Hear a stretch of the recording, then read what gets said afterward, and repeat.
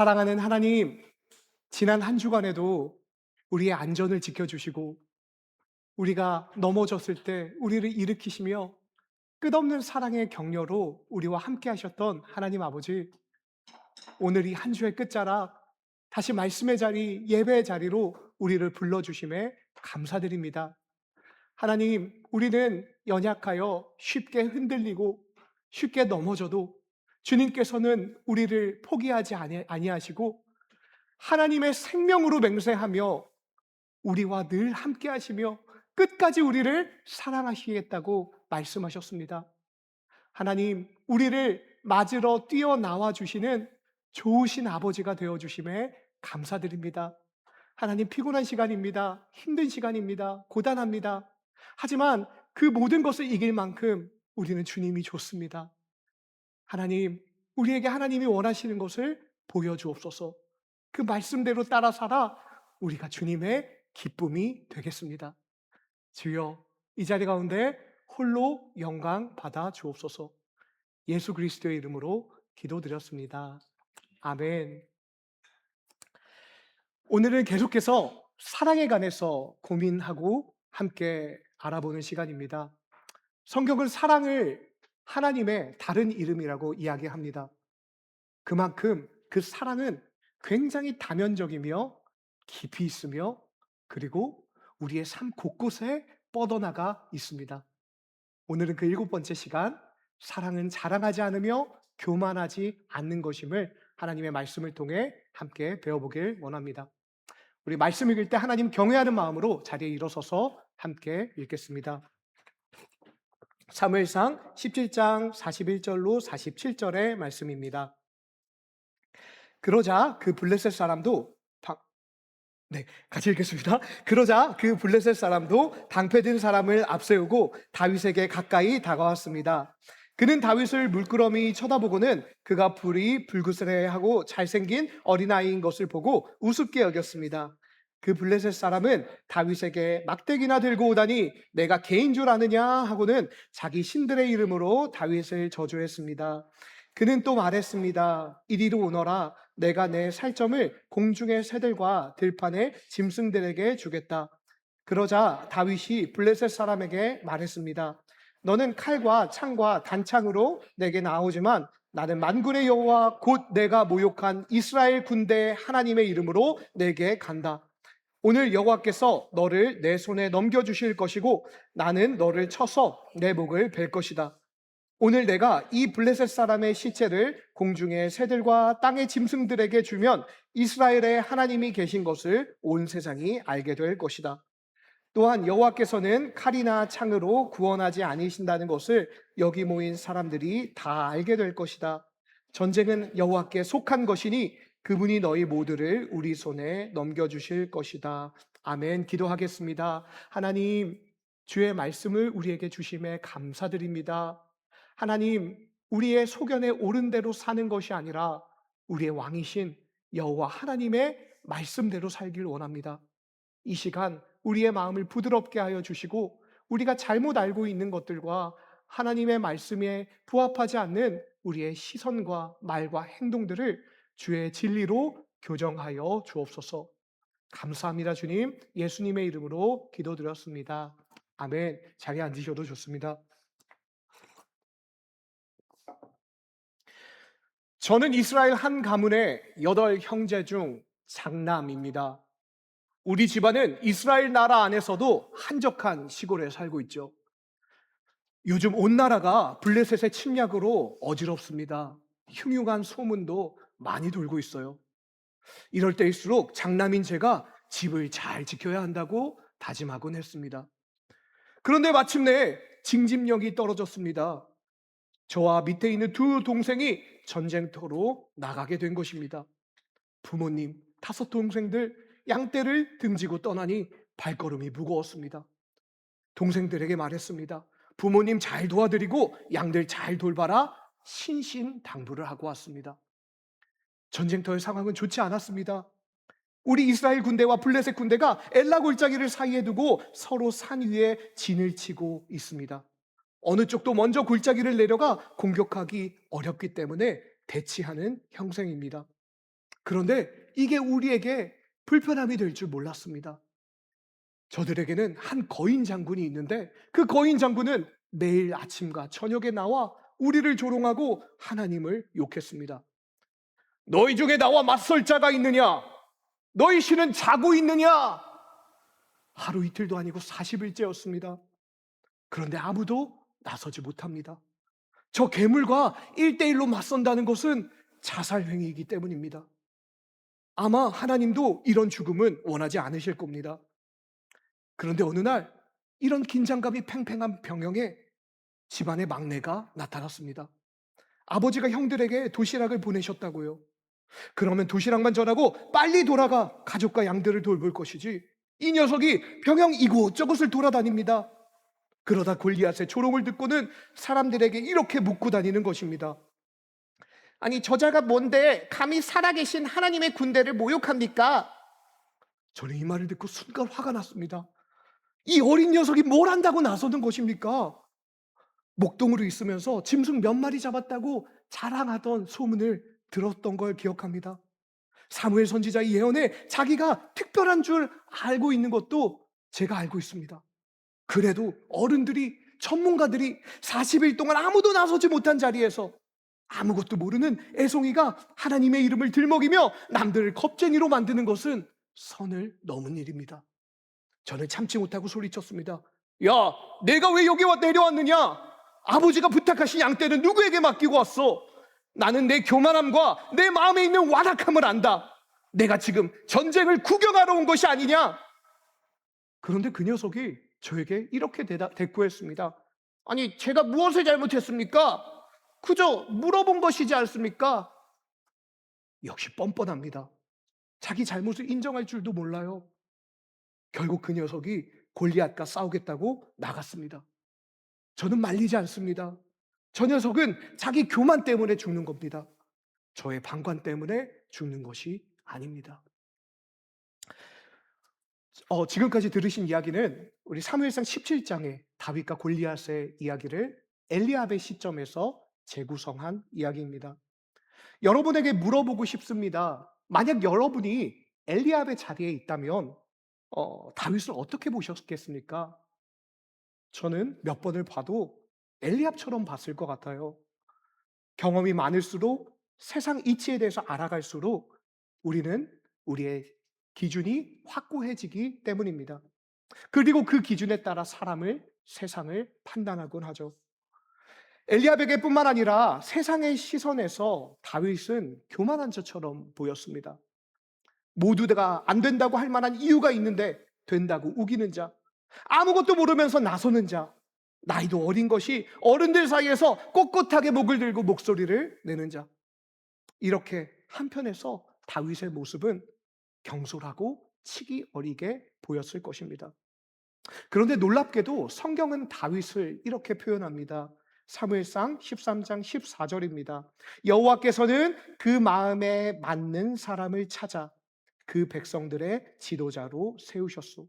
그 마음에 맞는 사람, 여호와의 마음에 합한 자, 하나님의 마음에 꼭 들어설 정도로 반듯한 자, 그것이 다윗에 대한 평가입니다.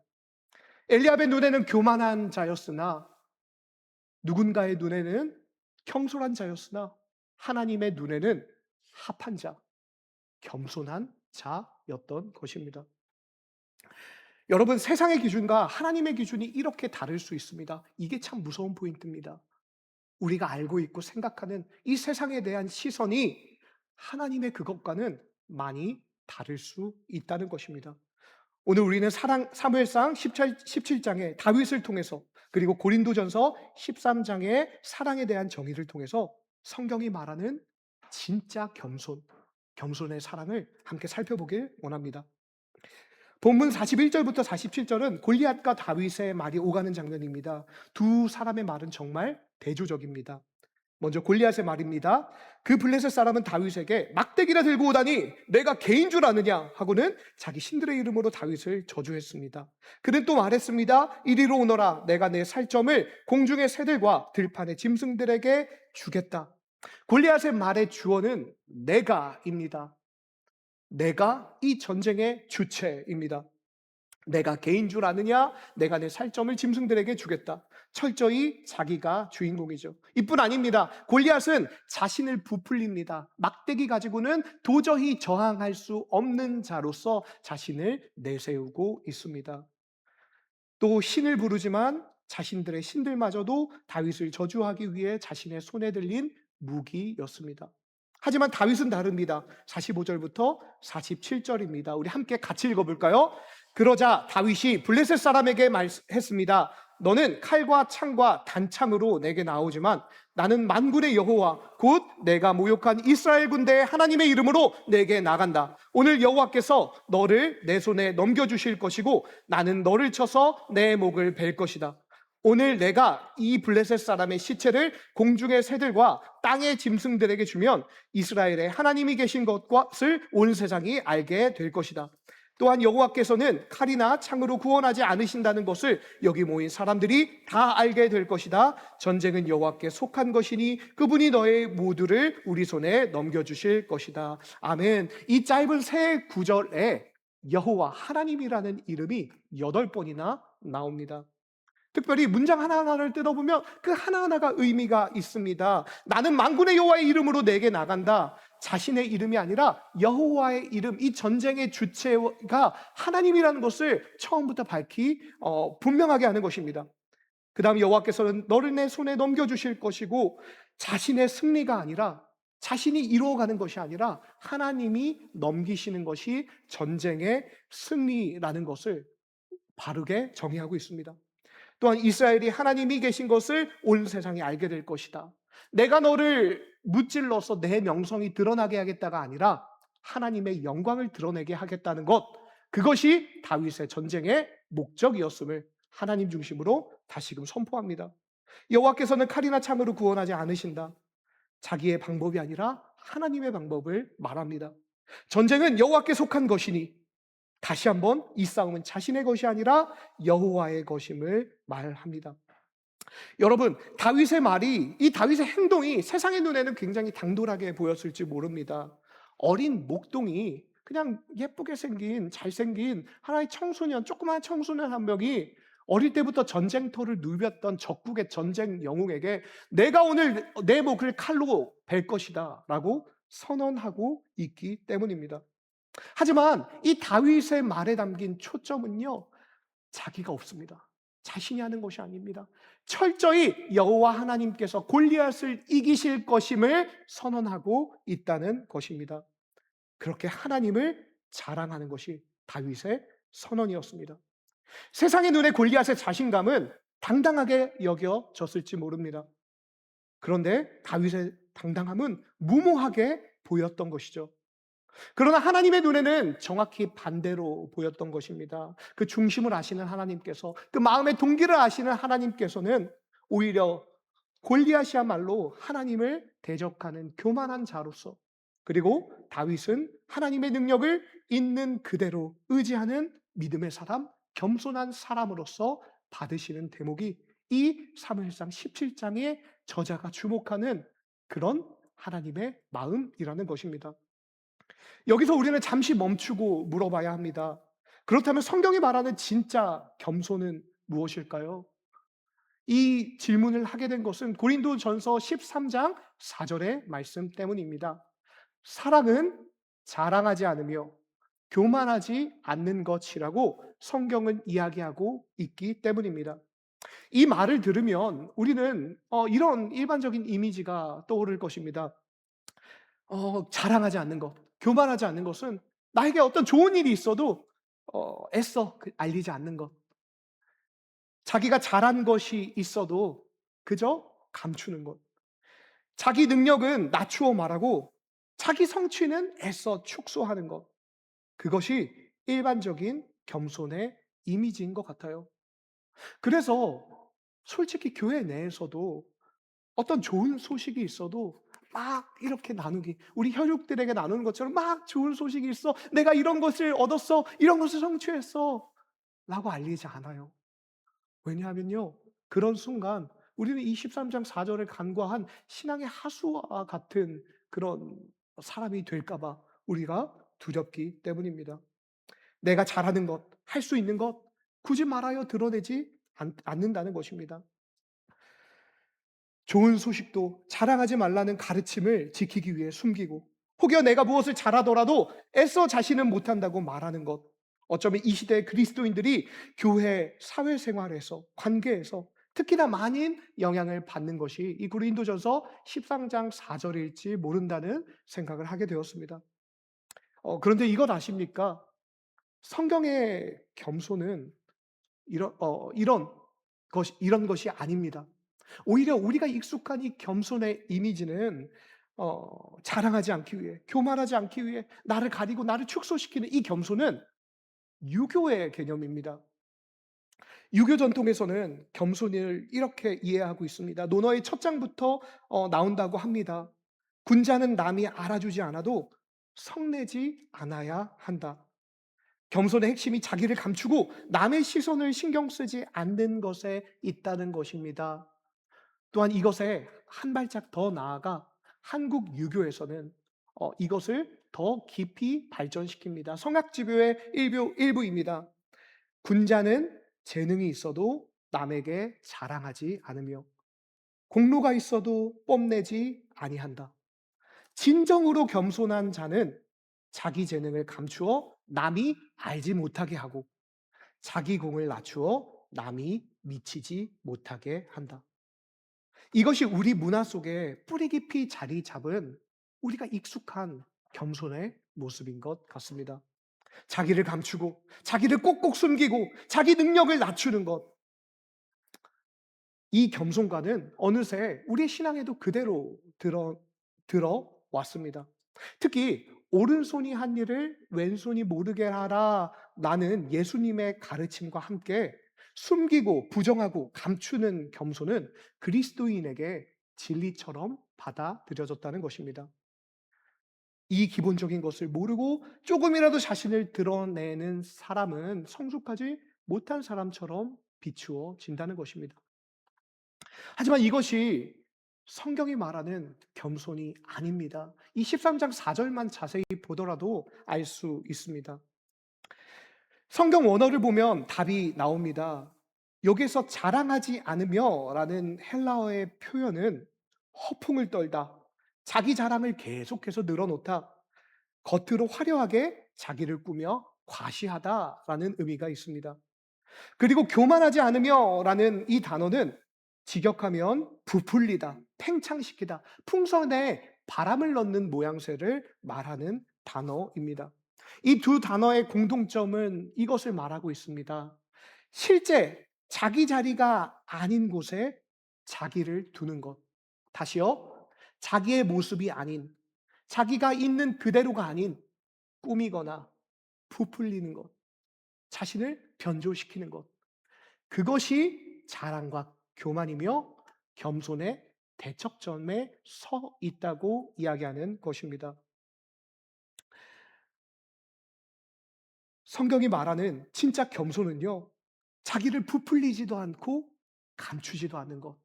그저 자기를 있는 그대로 하나님 앞에 두는 것입니다. 아까 언급한 오른손이 한 일을 왼손이 모르게 하라도 이 진리도 정확하게 같은 맥락입니다.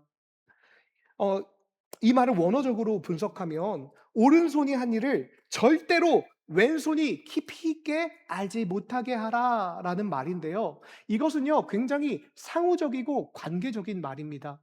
이 배경에서 예수님께서는 종교 지도자들의 위선을 지적하시죠. 이들은요, 사람 때문에 기도했습니다. 일부러 보이는 자리에 가서 기도했어요. 자신의 선행과 종교적인 행위가 사람으로 말미암아 시작되었고 사람에게 보여지기 위해서 그것을 했다는 것입니다. 예수님께서 이 말씀을 하신 것은 사람으로 사람을 의식하고 사람 때문에 종교적인 행위를 하는 것이 아니라 왼손이 오른손에 매이지 않고 자유롭게 그 역할을 하듯이 사람을 의식하지 않고 자유하게 신실하게 하나님 앞에서 하라라는 교훈이었습니다. 유교의 겸손의 핵심은 사람에게 감추는 것에 있었습니다.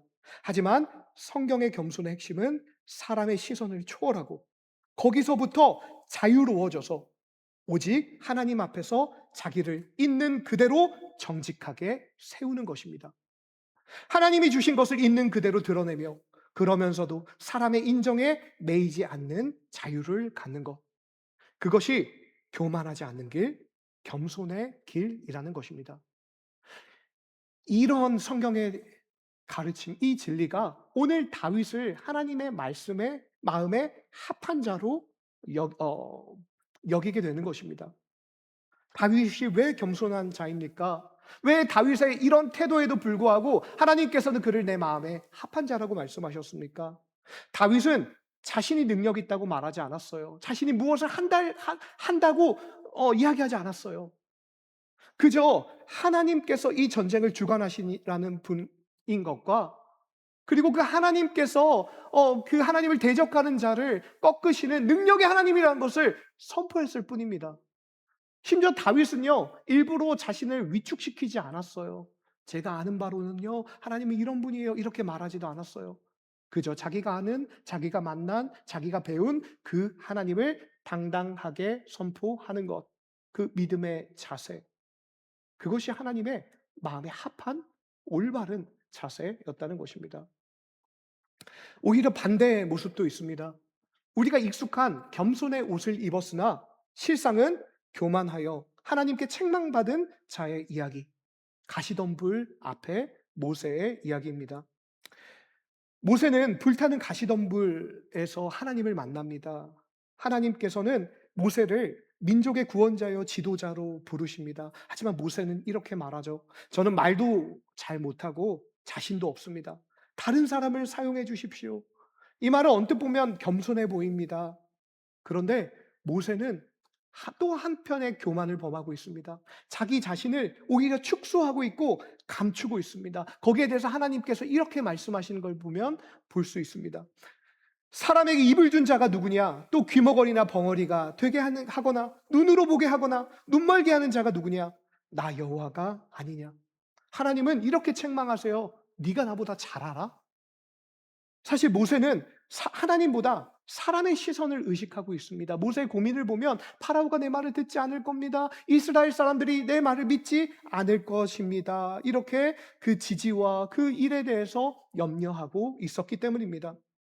그렇게 사람의 시선에 매여 하나님께서 자신에게 주신 능력을 부정하고 있는 것입니다. 그것은 모세에게 지도자의 능력을 주신 하나님을, 모세에게 사명을 부여하시는 하나님을 무시하는 행위입니다. 그런 모세는 하나님께 책망받는 것이 이 대목에 하나님이 우리에게 들려주시는 이야기입니다. 섬김의 자리에서, 부르심의 자리에서, 헌신의 자리에서 우리의 가장 먼저 반응으로는 어, 저 부족해요, 저 못해요, 능력 없어요 하는 태도가 아닐까요? 그런데 하나님은 그런 우리를 바라보시면서 참 씁쓸해 하실 것 같아요. 내가 너에게 능력 다 줬는데, 내가 너에게 할 수 있도록 너를 불렀는데, 내가 너를 지금까지 여기의 자리까지 인도했는데, 내가 너와 함께 하는데 능력 없다고, 부족하다고, 못한다고, 그 함께 하시는 하나님이 민망하게 만드는 것, 나를 축소함으로 말미암아 어, 우리는 교만의 태도로 하나님의 마음을 상하게 하는 것입니다. 성경이 말하는 겸손은 자기를 부풀리지도 않고 자기를 감추지도 않고 하나님 앞에서 자기를 다윗처럼 있는 그대로 드러내는 것, 자신의 그릇대로 섬기는 것, 자신의 은사대로 봉사하는 것, 하나님이 베푸신 아름다움을 자랑하는 것, 그것이 교만하지 않는 방법입니다. 예수님께서는 이 모습을 선명하게 보여주셨습니다. 그 사역 가운데 예수님께서는 이 겸손의 진리를 보여주신 대목이 참 많은데 그 중에서 참 잘 보여주는 대목이 있습니다. 마태복음 11장 29절입니다. 함께 읽어볼까요? 시작. 내가 마음이 온유하고 겸손하니 나의 멍에를 메고 내게 배우라. 여러분, 죄송합니다. 네, 여기까지 읽겠습니다. 여러분, 누군가가 저는 겸손합니다 라고 말한다면 우리는 코웃음 칠 겁니다. 왜냐하면요, 우리의 겸손의 상식으로는요, 겸손한 자는 내가 겸손하다고 말하지 못하기 때문입니다. 겸손함을 감춰야지. 교만하다고 말해야지. 내가 겸손을 지향하고 추구한다고 적어도 그렇게는 말해야지. 하지만 예수님께서는요, 그저 이렇게 말씀하세요. 나는 겸손하다. 왜냐면요, 예수님께서는요, 자신의 자리를 정확히 아셨어요. 자신을 부풀리지도 위축하지도 않습니다. 그대로 자신의 자리에 하나님께서 세우신 그것을 자신의 어떠함을 이야기하는 것입니다. 나는 겸손하다. 예수님만 그랬을까요? 그렇지 않습니다. 사도 바울은 이렇게 말해요. 나를 본받으라. 서신서에서 세 번이나 말합니다. 아니, 어떻게 사람이 감히 하나님을 본받으라고 해야지, 예수님을 본받으라고 해야지, 나를 본받으라고 할 수 있겠나? 그런데 여러분 기억하시죠? 사도 바울은 또한 자기를 이렇게 설명해요. 죄인 중에 괴수라. 자신의 죄됨도 분명히 알고 있고 고백할 수 있는 사람이었고요. 자신이 하나님 앞에서 잘하고 예수님을 잘 따라가는 자기 자신도의 자리도 알고 있는 사람이었습니다. 그렇게 자신의 자리를 알고 겸허하게 담백하게 하나님께서 자신에게 주신 그 은혜를 그저 얘기할 수 있는 것입니다. 내가 오직 예수 그리스도를 삶으로 따라가는 것처럼 여러분도 그리스도를 향한 그 순종과 삶의 태도를 나와 함께 따라갑시다라는 의미로 할 수 있다는 것이죠. 성경이 말하는 겸손은 자기 자리를 정확하게 알 때, 하나님 안에서 자기의 정체성을 알 때, 자기가 누구인지 알 때 자신을 있는 그대로 드러내는 것. 그것이 하나님께서 우리에게 주신 겸손의 길, 예수님도 사도 바울도 걸었던 겸손의 길이라는 것입니다. 우리가 마지막으로 짚어야 할 것이 있습니다. 그렇다면 왜 성경은 겸손이 자랑하지 않는 것이, 교만하지 않는 것이 왜 사랑이라고 할까요? 우리는 원어를 통해 겸손의 정의를 배웠고 다윗과 예수님을 통해 겸손이 어떻게 나타나는지 배웠습니다. 그렇다면 겸손이 왜 사랑일까요? 답은 여기에 있습니다. 자기 자리를 정확히 아는 자가 이웃을 사랑할 수 있기 때문입니다. 자기를 부풀리는 자는 이웃을 사랑할 수 없습니다. 그의 관심은 이웃이 아니라 자기 자신이기 때문입니다. 이웃은 그에게 자신의 자존감을 채워주고 자신이 듣고 싶은 말을 하게 해주는 그런 자신을 보는 도구이기 때문입니다. 반대로 자기를 감추는 자도 마찬가지입니다. 자기를 감추는 자는 이웃에게 자기의 진짜 모습을 나누지 못합니다. 하나님이 자기에게 주신 것을 감추고 하나님이 자기에게 하신 일을 감춥니다. 결국 이웃과 진짜 관계를 맺지 못합니다. 우리가 흔히 하는 말로 이런 말이 있죠. 어릴 때 친구가 진짜 친구다. 어린 시절 우리는 있는 것을 그대로 드러내기 때문입니다. 난 잘한 걸 잘했다. 자랑할 걸 자랑하고 부족한 걸 부족하고 그래서 진짜 그 마음이 통할 수 있었습니다. 하지만 어느 순간 우리가 세상에서 데이고 상처받고 그리고 그 어려움을 겪고 나서 우리는 점점 나 자신을 감추기 시작합니다. 그리고 남들에게 꼬투리 잡히지 않을 만큼만 적당하게 드러내는 것이죠. 신앙인들 사이에서도 마찬가지입니다. 내가 잘한 일을 말하면 알 만큼 아는 사람이 자기 자랑이나 하고 있습니까? 라는 눈빛으로 나를 쳐다보기 때문에 그렇게 우리는 좋은 일이 생기면, 자랑거리가 생기면 우리 가족에게나 말하고 영적인 가족에게는 말하지 못하고 있습니다. 여러분, 이것은 성경이 말하는 겸손 때문이 아닙니다. 죄의 결과입니다. 그릇된 겸손. 이 세상의 상처와 서로를 질투, 시기하는 이 죄악의 결과가 우리가 스스로를 감추고 위축시키며 이 진정한 하나님이 말하는 자기 자신을 온전히 드러내는 이 겸손에서 우리를 떼어놓았다는 것입니다.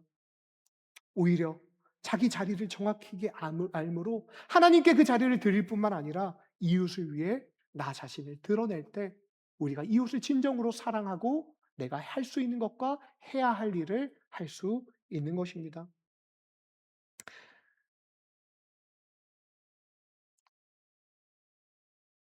예수님께서 종의 형체로 십자가를 지신 이유, 그것은 우리를 사랑하셨기 때문입니다. 다윗도 사실 골리앗 앞에 선 이유가 하나님의 백성을, 이 하나님의 군대가 모욕당하는 것을, 하나님이 모욕당한 것을 보지 못하는 하나님과 사람에 대한 사랑이었습니다. 그렇게 우리는 자기 자리를 정확하게 알므로 말미암아 우리가 주변을 사랑하고 하나님을 사랑할 수 있다는 것입니다. 이것이 사도 바울이 사랑장에서 사랑은 자랑하지 않으며 교만하지 않다라는 것을 이야기한 이유입니다. 이 하나님 말씀의 진리를 세 가지로 우리가 적용하며 말씀을 맺으려고 합니다. 먼저 첫 번째는 우리가 사람을 함부로 판단하는 자리에 서지 않는 것입니다. 사실 우리가 좀 더 익숙한 자리는 다윗의 자리이기보다 엘리압의 자리일 것입니다. 우리는 다른 사람을 봅니다. 판단합니다. 평가합니다. 자신의 경험과 자기 상식으로 그 사람이 옳은지 그른지, 겸손한지 교만한지 결론을 내리고 그것을 확신합니다. 하지만 우리가 잊지 않아야 할 것이 있습니다. 누가 진짜 겸손하고 누가 진짜 교만한지는 하나님만 아십니다. 그 사람의 정확한 자리는 하나님만 아시기 때문입니다. 하나님이 마음의 중심을 보시는 하나님께 그 결과를 맡기고 우리는 겉모습으로만 서로를 판단하지 않았으면 좋겠습니다.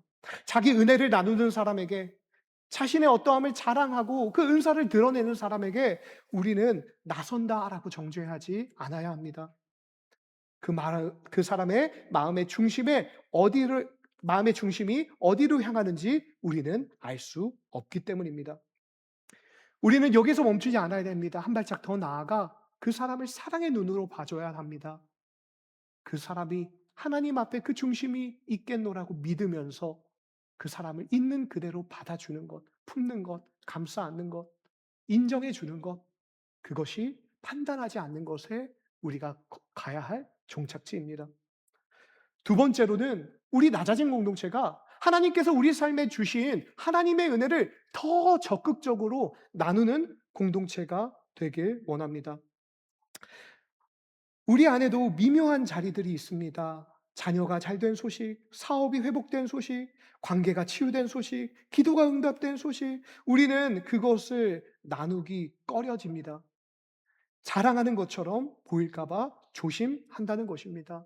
하지만 하나님의 말씀은 이렇게 말합니다. 시편 66편 16절, 하나님을 두려워하는 모든 사람들아 와서 들으라. 그분이 내 영혼에 하신 일을 내가 다 말하겠다. 시편 기자는 자기의 영혼에게 하나님께서 베푸신 일을 다 말하겠다고 말하고 있습니다.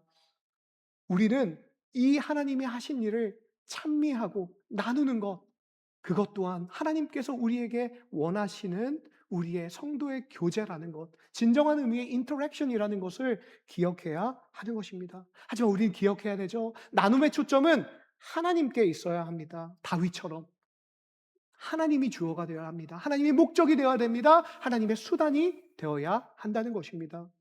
그리고 그 나눔의 목적, 내가 입을 열어 그 은혜를 자랑하게 되는 목적은 사랑입니다.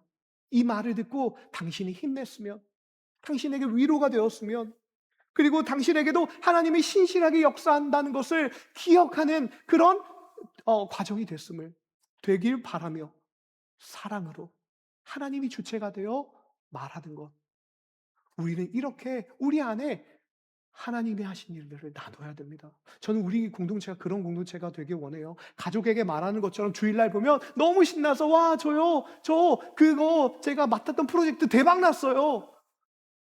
그 부장님이 저 칭찬해 줬어요. 저는 이번에 다 망한 줄 알았다니까요. 근데 제가 기도할 때 지혜를 주셨어요.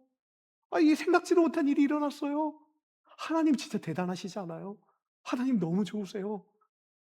그래요? 저도 할 말이 있어요. 저도요. 내 마음에 있던 낙심과 우울함, 이 자녀에 대한 분노가요, 어느 날 갑자기 사라졌어요.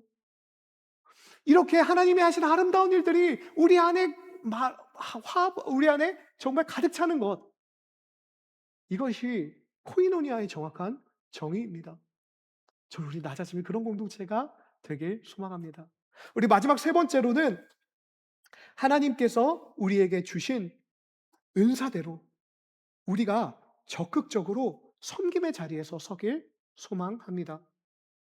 교회에서 자기 은사가 눈에 띄는 것이 부담스러운 분들이 있어요. 그분들 중에 많은 분들은 열심히 하려다가 "아이고 자네 너무 인정받고 싶은 거 아니야? 아이고 좀 적당히 해. 그러다 지쳐. 에이고 나도 한때는 그랬어." 이런 식으로요. 은근히 튀지 말라는 듯, 그렇게 드러나지 말라는 듯, 그 마음속에는 '에이고 겸손이 뭔지 모르네.' 하는 마음으로 끌어내려진 적이 있던 것을 봅니다. 하지만 다시요, 오늘의 말씀을 통해 이것은 온전한 겸손의 진리가 아님을 우리는 알고 있습니다. 은사는 누가 주셨습니까? 은혜의 선물. 하나님이 주셨습니다. 노래 잘하는 이가 노래하는 게, 밝게 웃으며 인사를 손 대접하는 은사가 있는 이가 새 가족을 맞이하고 사람들을 맞이하는 것이 어떻게 흠이 되고 나타내는 자신을 주장하는 것이 될 수 있습니까? 그 마음의 중심이 하나님께 있으면 우리의 자랑이, 우리의 색깔들이, 우리의 다양한 달란트들이 하나님 앞에서 이 사람을 즐겁게 하고 하나님을 영화롭게 하는 영적인 예배와 하나님께 올려드릴 만한 우리의 고백이 되는 것입니다. 우리 8월의 마지막 주에 사역 박람회가 있어요. 우리 당회들과 저희가 또 준비하고 있습니다. 어떻게 하면 이 낮아짐의 사역들을 잘 우리가 서로 알 수 있을까? 우리 이것을 준비하면서 느낀 게 있어요. 우리 낮아짐은요, 참 감추길 잘해요. 정말 오랫동안 잘 섬겨주시는 분들이 곳곳에 있는데요. 그걸 하는 줄도 몰라요. 우리 예배를 위해서 매주 주일 예배 전에 기도하는 중보 기도 모임이 있다는 것을 여러분 아셨습니까? 저는 처음 알았어요. 이 교회 다니 2년 됐는데. 그렇게 각자의 자리에서 섬겨주시는 분이 있는데 그것이 우리 안에 저는 더 드러났으면 좋겠어요. 그거 공로 드러나면 하나님이 "아이고 너 인정받았지? 너의 상급 없다."라고 하시지 않는다는 것입니다. 나는 이렇게 생겼어요. 이런 색깔이에요. 이걸로 하나님을 섬기고 하나님을 영화롭게 하는 것이 너무 기뻐요. 서로 자랑하며 찬양이 끊이지 않는 것, 서로 하나님에 대한 기쁨이 끊어지 않으며 그 은사대로 각자의 자리에 배치받는 것, 그것이 교회의 섬김과 봉사라는 것입니다. 사역 박람회 기도로 같이 준비하셨으면 좋겠어요. 여러분이 잘하고 있는 게 있으면 당당하게 말했어요. "저 이거 잘해요." 물론 팀장님들의 판단에 따라 못 받아주실지도 모릅니다. 하지만요, 저는 그거에 거리낌이 없었으면 좋겠습니다. 우리는 하나님 안의 가족, 그 모든 것은 하나님의 은혜이기 때문입니다. 말씀을 맺습니다. 우리는 두 사람의 눈을 봤습니다. 다윗의 눈으로 보면 다윗은 교만한 자였습니다. 하지만 하나님의 눈으로 볼 때 다윗은 겸손한 자였습니다. 왜냐하면 자신의 자리를 정확히 알고 하나님을 주제 삼아 하나님을 자랑하던 사람이었다는 것입니다. 우리가 잘못된 겸손이 아니라 하나님이 말씀하시는 그 겸손을 우리 삶에 살아내는, 그리고 그것으로 말미암아 우리 공동체가 더 기쁨이 넘치고 간증이 넘치고 은혜가 넘치고 하나님 안에서의 자랑이 넘치는 그런 아름다운 공동체 되기를 축복합니다. 이 시간 함께 하나님 앞에 찬양하길 원합니다.